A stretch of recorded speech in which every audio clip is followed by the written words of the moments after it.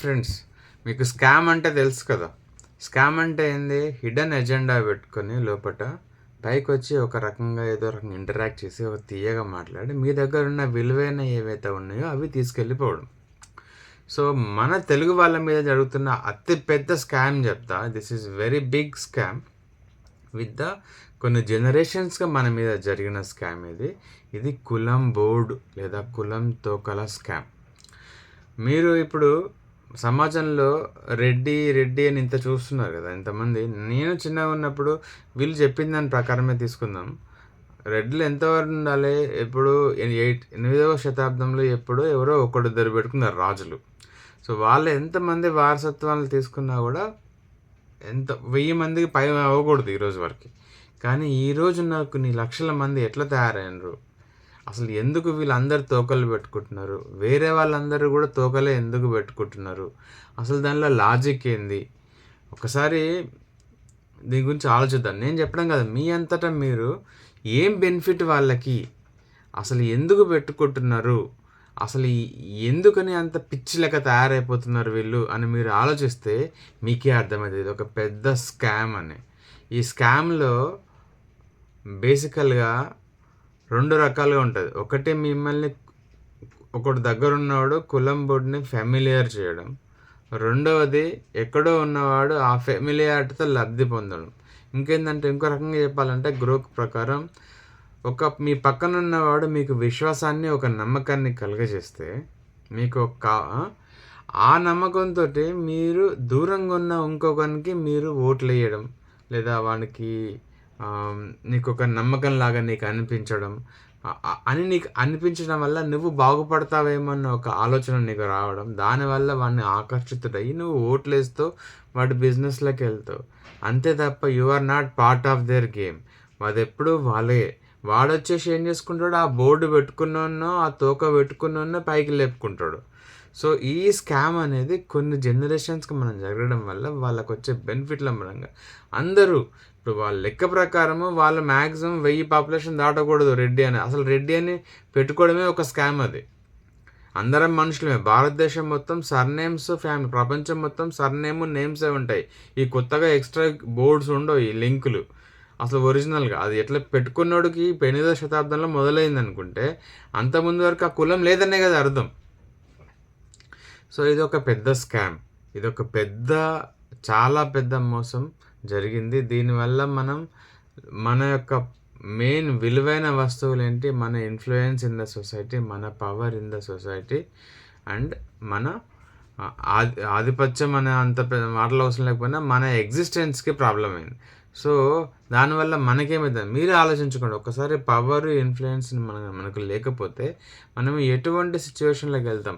నేను ఆన్లైన్లో గ్రూప్లో కొట్టండి, రెడ్డీస్ వర్సెస్ వేరే వాళ్ళల్లో ల్యాండ్ సెటిల్మెంట్లో ఎన్ని సెటిల్మెంట్స్ వాళ్ళకి ఫేవర్గా జరిగినాయి. వాళ్ళ పాపులేషన్ ఎంత? అంతకుముందు 4% అన్నారు, తర్వాత 8% అన్నారు, ఇప్పుడు 15% అంటున్నారు. బట్ వాళ్ళ పాపులేషన్ ప్రకారం వాళ్ళు ఎన్ని గెయిన్ అవ్వాలి, ఎన్ని విన్ అవ్వాలి? 10% విన్ అవ్వాలి. కానీ వాళ్ళు 66% కేసెస్లో వాళ్ళు విన్ అవుతారు. ఎందుకు తెలుసా? ఈ స్కామ్ వల్ల. ఇదొక పెద్ద స్కామ్. చాలా జాగ్రత్తగానండి. ఒకసారి ఫెమిలియారిటీ కలగడం వల్ల, అంటే నీకు ఒకటి వల్ల నమ్మకం కలగడం వల్ల నువ్వు వాడికి నమ్మకం అనిపించిన నువ్వెప్పుడు వాళ్ళకు ఆకర్షితుడై ఉండడమే తప్ప నువ్వు ఆ పొజిషన్కి వెళ్ళవు. ఇదొక పెద్ద చీటింగ్ ఇది. అందువల్ల వీళ్ళు ఏం చేస్తారంటే ఆ బోర్డును పదే రిపీట్ చేస్తూ ఉంటారు. ఇప్పుడు ఒక చిన్న ప్రైమింగ్ అనేది అంతా చెప్తా. ప్రైమింగ్ కంటే పెద్దది ఆకర్షణ కూడా. ఇది చూడండి, ఇది ఆన్ చేస్తాను నేనే ఇక్కడ సబ్ టైటిల్ చెప్తాను. నేను ఇక్కడ ఏం జరుగుతుందని. ఇక్కడ వీళ్ళిద్దరు ఉన్నారు కదా, వీడు అమెరికన్, ఇటు పక్క ఉన్నాడు, వీటి పక్క ఉన్నాడు చైనా వాడు. సో వీడు ఫస్ట్ చైనాకి వచ్చినప్పుడు ఒక పెద్ద బెట్ వేస్తారు అంతటి. ఏమని? ఒక 20 మంది ప్లేయర్స్లో ఎవరినైనా నువ్వు గుర్తుపడి నెంబర్ చెప్పు, నువ్వు అనుకున్న నెంబర్ని, నువ్వు తీసిన నెంబర్ని నేను అదేంటో నేను ముందే చెప్తా అని చెప్పేసి. సో నువ్వు ఒక నెంబర్ సెలెక్షన్ చేసుకున్న నెంబర్ నేను చెప్తాను, టీషర్ట్ నెంబర్ అని. ఎట్లా చెప్తాడు అనేది మనం చూస్తే ఒకసారి మీకు ఇది కనిపిస్తుందో లేదో సరిగ్గా. మళ్ళీ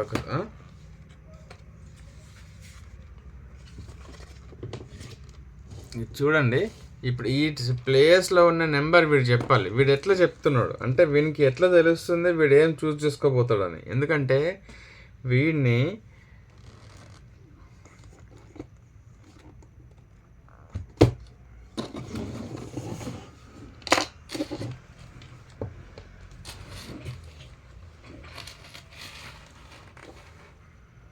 ఈ ప్లేయర్స్లో ఉన్న వాళ్ళని వాడు చూసుకో ఫస్ట్.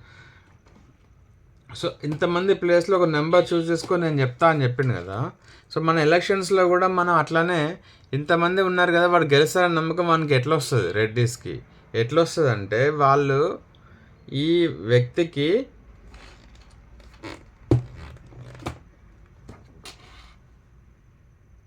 సౌండ్ కూడా పెడతారు. बाइनोकुलर्स उठाती है और अपने लकी प्लेयर को ढूंढने लग जाती है. वो ढूंढती है और सरप्राइजिंगली उसे एक चेहरा दिखता है. हाँ. ये चेहरा कुछ जाना पहचाना लगता है. तो बात ये होती है ना, जो चेहरा होता है वो निकी के एक दोस्त का होता है जिसकी जर्सी पे लिखा होता है 55 नंबर 50. अभी निकी का दिमाग चलने लगता है.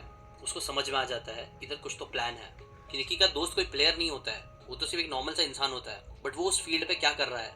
इसीलिए वो समझ जाती है कि कुछ तो बात है. जिसके बाद बाइनोकुलर साइड में रख के वो बोलती है नंबर 55.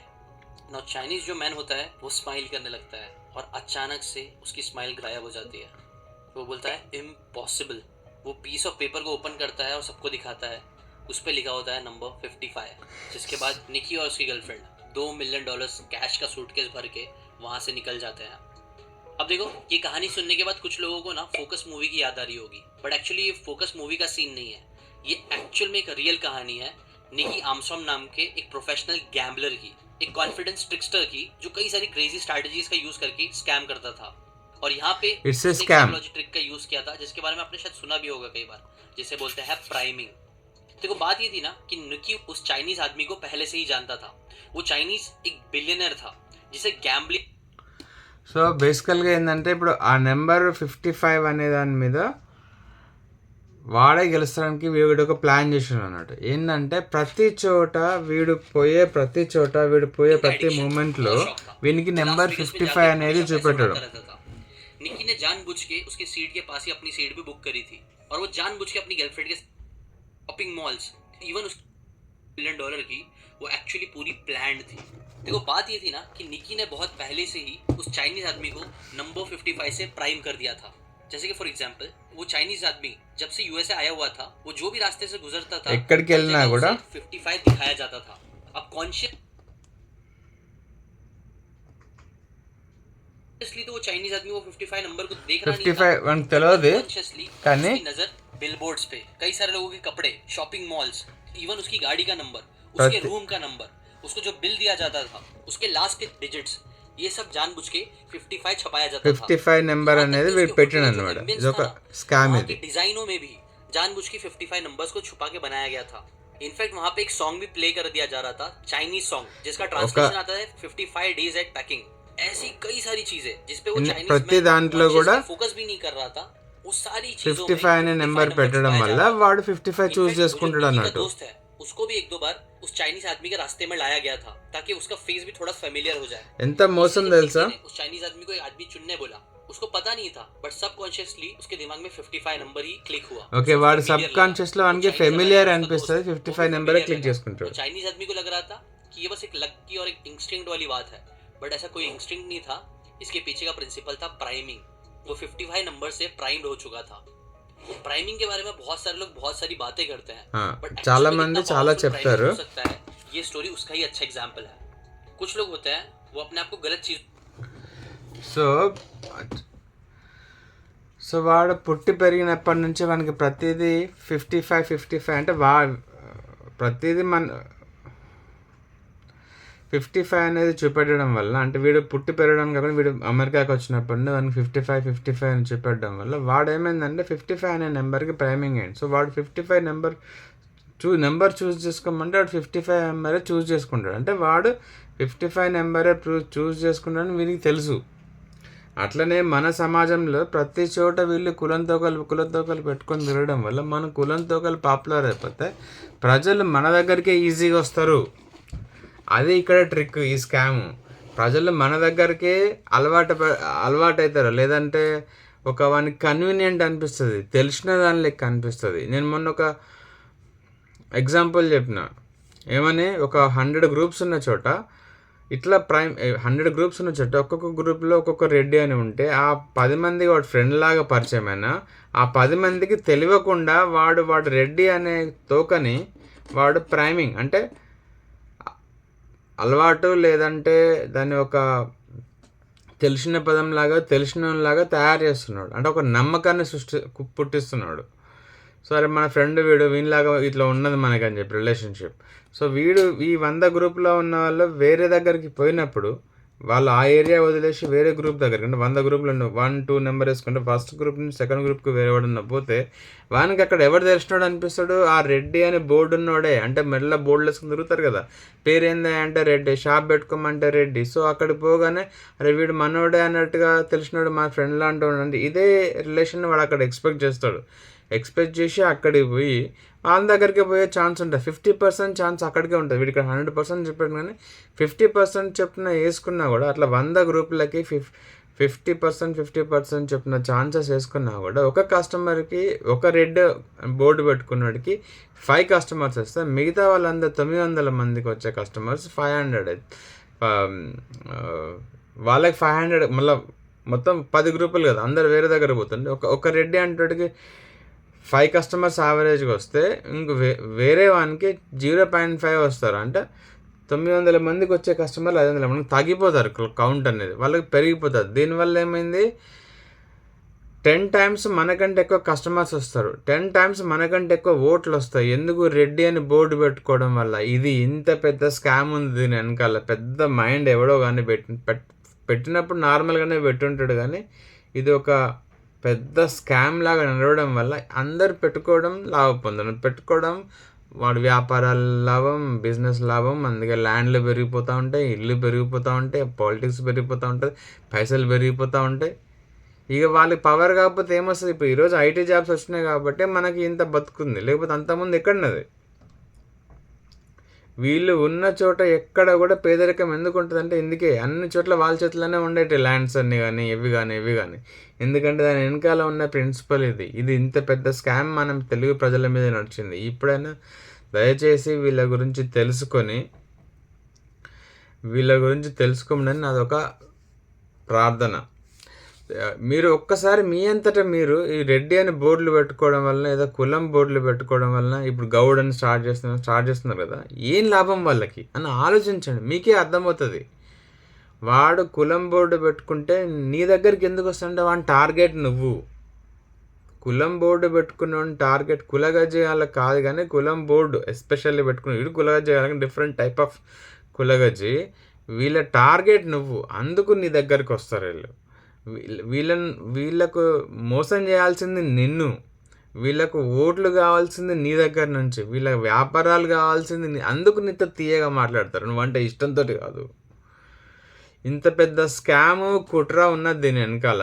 దయచేసి మీ అంతటా మీరు కూడా ఒకసారి ఆలోచించండి. మీరు ఎటువైపు ఎంత ఆలోచించి లాజిక్ తీసుకున్నా మీ క్లారిటీ వచ్చేస్తూనే ఉంటుంది. ఎందుకంటే మీరు ఒక్కసారి సింపుల్గా నేను ఇప్పుడు రెడ్డి అని పెట్టుకున్నాడు, నేను అంతా ఫ్రెండ్షిప్ చేస్తున్నాను, అట్లా వాళ్ళ సమాజంలో అందరూ ఉన్నారు, ఏం జరుగుతుంది, ఎందుకు పెట్టుకున్నారు. ఈరోజు నాకు నువ్వు కావాలంటే మీరు ఎక్స్పెరిమెంట్ చేయండి. ఒక రెడ్డి అంతటి ఇవ్వండి, సమాజంలో వేరే వాళ్ళ దగ్గర ఇవ్వండి, నీకు విలువ వస్తుందా, వానికి విలువ వస్తుందా, వానికి ఎందుకు విలువ వస్తుంది, నీకు వస్తుందా లేదా, నీకు ఈక్వల్గా వస్తుందా లేదా. అంటే మీ ఫ్రెండ్స్ సర్కిల్లోనే కాదు, బయట సర్కిల్లోకి కొత్త పీపుల్లోకి వెళ్ళాలి. కొత్త పీపుల్లోకి వెళ్ళి మీరు చెక్ చేసుకోవాలి. అందరు రెడ్డి సాబ్ అంటారు కానీ నిన్ను అంటున్నారా లేదా, అసలు ఎందుకు మరి నీకు ఫ్రెండే కదా, నీకు తెలిసిన వాడే కదా, మరి నీకెందుకు ఆ విలువ లేదు అంటే ఏం జరుగుతుంది. మనం ఒకసారి మనం రెడ్డి అని చెప్పేసి మనం వాడికి పోవడం వల్ల వాడికి ఏమవుతుంది, మనకి బిజినెస్ వస్తుంది. అట్లా అందరు వస్తే ఏమవుతుంది, అందరూ వానికి ఓట్లు వేస్తే ఏం జరుగుతుంది, వాళ్ళు గెలుస్తారు. వాళ్ళు గెలిచినాక నీ పవర్ నువ్వు ఓడిపోతావు. నువ్వు ఓడిపోతే నీ పవర్ పోతే నీ పరిస్థితి ఏంటి, నీ ల్యాండ్లు కానీ డిస్ప్యూట్లో పడ్డప్పుడు నువ్వు ఈజీగా వదిలేస్తావు. ఈజీగా నువ్వు వదిలేయాల్సి వస్తుంది. ఎందుకంటే వీడికి రెడ్డి, అక్కడ పైన ఒక రెడ్డి, అటుపక్క రెడ్డి, వాళ్ళకి సిగ్నలింగ్ సిస్టమ్ వస్తుంది. పీపుల్ వాళ్ళకి వెయిటేజ్ ఎక్కువ ఇస్తారు. ఎక్కువ ఇవ్వడం వల్ల నువ్వు వానికి వదిలేయాల్సి వస్తుంది. సో మన పవర్ అండ్ ఇన్ఫ్లుయెన్స్ పోతుంది. పవర్ అండ్ ఇన్ఫ్లుయెన్స్ పోతే మన డబ్బులు పోతాయి, మన ఆస్తులు పోతాయి, మనం జీరో అవుతాం. సో ఇన్ని ఉన్నాయి ఇందులో వీళ్ళు మనల్ని మోసం చేస్తున్న ప్రతి ఒక్కడు భారతీయుల్ని మోసం చేసినట్ట. అంటే వీళ్ళు భారతీయుల్ని మోసం చేసే ప్రతి ఒక్కడు దేశద్రోహే. దయచేసి ఇది ఒకసారి మీ అంతటి మీరు ఆలోచించండి, వీటి మీద దృష్టి పెట్టి మన అందరం సమిష్టిగా దీని మీద యాక్షన్ తీసుకుంటేనే మనం బతకగలుగుతాం. అంటే మళ్ళీ నిలబెట్టుకోగలుగుతాం. రాజకీయాలైనా డబ్బులైనా. రాజకీయాలు అనేది ఉత్తగానే కాదు, రాజకీయాల్లో లేని కులాలకి గౌరవం ఉండదు. అట్లా అని మీరు అందరు కులాల ప్రకారంగా పోయి కొట్టుకోమని నేను చెప్తలేను, కానీ మన మంచితనం వేరే వానికి ఆసరా కాకూడదు. మన మంచితనం ఉన్నోడు ప్రొటెక్ట్ చేయబడాలి. అది నేను కోరుకునేది. మనం కులం గజ్జి లేకుండా మనుషులాగానే బతుకుదాం, కానీ ఇట్లాంటి స్కామర్స్ని దుర్మార్గుల్ని దూరం పెట్టుకుందాం. కులం బోర్డులు పెట్టుకొని వచ్చి తీయగా మాట్లాడుకుంటూ వాళ్ళకి కావాల్సినవి మన నుంచి చేయించుకుంటూ మన ఓట్లు తీసుకుంటున్నావు, మన వ్యాపారాలు తీసుకుంటున్నావు. నీకు వాళ్ళ దగ్గరికి పోయి ఓటేసినప్పుడు లేకపోతే నువ్వు గెలిచినా అనుకుంటావు, నీకు ఏదో అసోసియేషన్లా అనిపిస్తుంది. ఓవరాల్గా అది నువ్వెప్పుడు కావు. నువ్వెప్పుడు వాళ్ళ సిస్టంలలో వాళ్ళ ప్లాన్లలో వాడు ఎప్పుడు వన్ రెడ్డి అనే బోర్డుకే ఇచ్చుకుంటాడు. అది తిన్మార్ మల్లన్న చూపెడుతున్నాడు కదా, ఎన్ని జాబ్స్ వాళ్ళు క్రియేట్ చేసుకుంటున్నారు, ఎన్ని కాంట్రాక్ట్లు వాళ్ళకి ఇచ్చుకుంటున్నారు, ఎన్ని ఇచ్చుకుంటారు. So you are just in use and throw. You are not in the game of them. కులం బోర్డు ఎప్పటికీ యాక్సెప్ట్ చేయనియది. కులం బోర్డు ఎప్పుడు ఆ కులం బోర్డుకే బెనిఫిట్ చేస్తుంది. కులం బోర్డు ఇట్లా అడ్వర్టైజ్మెంట్ లాంటిది. మల్టిపుల్ బెనిఫిట్స్ వాటి వల్ల ఉన్నాయి వాళ్ళకి. బెనిఫిట్స్ అంటే అది మన స్కామ్, మన నష్టం మనకి లాభం. ప్రతిభ కలిగిన నాయకుడు పైకి రాకుండా పోతాడు, మంచి నాయకులు పోతారు, చెడ్డ నాయకులు వస్తారు. ఎందుకంటే అది వానికే బెనిఫిట్ చేస్తుంది. ఆలోచించండి ఫ్రెండ్స్. మీరు ఈ స్కామ్ నుంచి బయటపడాలని కోరుకుంటున్నాను.